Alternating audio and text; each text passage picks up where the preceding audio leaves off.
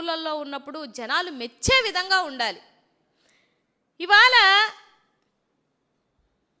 పీకల్లోతుగా ఎంత red book రాజ్యాంగం అనేది ఇవాళ ఉంటుందో కూడా ఒకసారి ఆలోచించాలి.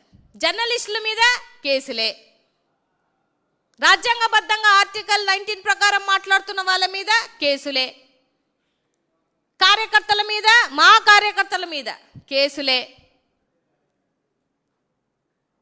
ఇవాళ జరుగుతున్నటువంటి విషయాలు కేవీఆర్ గారిని కూడా పాపం హైదరాబాద్ నుంచి ఎట్లంటే ఒక మనిషిని, ఒక జర్నలిస్టుని లాక్కొచ్చినట్టు లాక్కొని రాలేదు వాళ్ళు.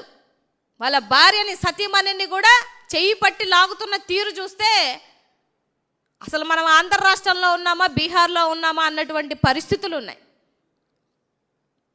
అరే మిమ్మల్ని ఎవ్వరు క్వశ్చన్ చేయొద్దు, మమ్మల్ని ఎవ్వరు మాట్లాడొద్దు, మమ్మల్ని ఎవ్వరు ప్రశ్నించొద్దు అని అంటే ఎట్లా మీరు అనుకుంటున్నారు ఏంటనేది నాకు అర్థమవునటువంటి విషయం.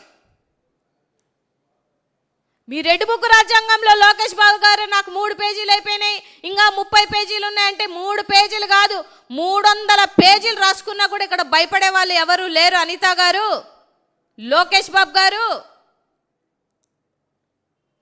మనం ఏదైతే విద్దుతామో రాబో రోజులలో అదే ఫలిస్తుందన్న విషయాన్ని గుర్తుపెట్టుకోవాలి తమరు. అనిత గారిని, లోకేష్ బాబు గారిని రాబో రోజులలో జగన్మోహన్ రెడ్డి గారి బిడ్డల్ని, జగన్మోహన్ రెడ్డి గారి తల్లిని, అలాగే భార్యని అయినటువంటి భారతమ్మని మాట్లాడినప్పుడు మిమ్మల్ని కూడా ఏదో ఒక రోజు, అంటే మా ప్రభుత్వం వచ్చిన రోజు ఉమెన్ కమిషన్ ముందు నిల్చోబెడతామన్న విషయాన్ని గుర్తుపెట్టుకోండి. మీరు మాత్రం తప్పుడు మాటలు మాట్లాడాలి, మళ్ళీ వచ్చినేమో మమ్మల్ని ప్రశ్నించండి, కానీ రాజ్యాంగబద్ధంగా ప్రశ్నించండి. మరి గతంలో మనం చెప్పులు చూపించిన రోజు, గతంలో వేలు తీసేస్తాం, కాలు తీసేస్తాం, తాట తీస్తాం, తోలు తీస్తాం, తొక్క తీసేస్తాం, నార తీస్తాం,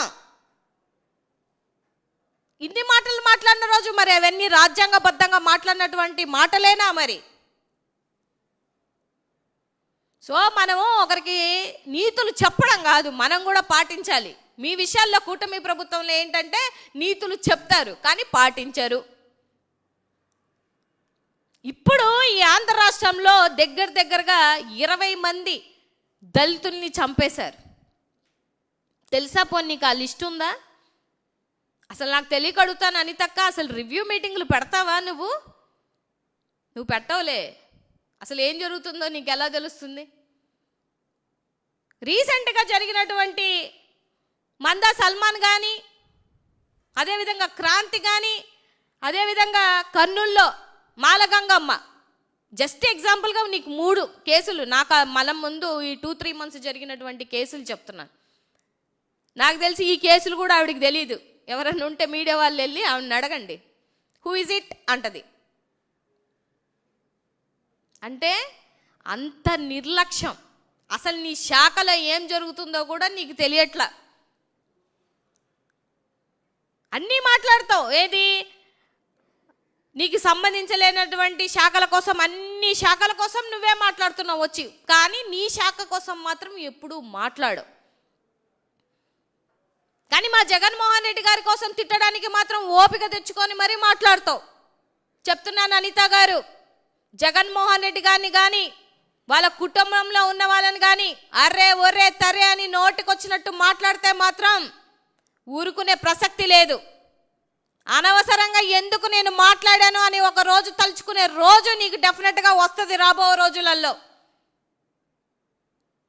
మర్యాద అనేది ఇచ్చి పుచ్చుకోవాలా.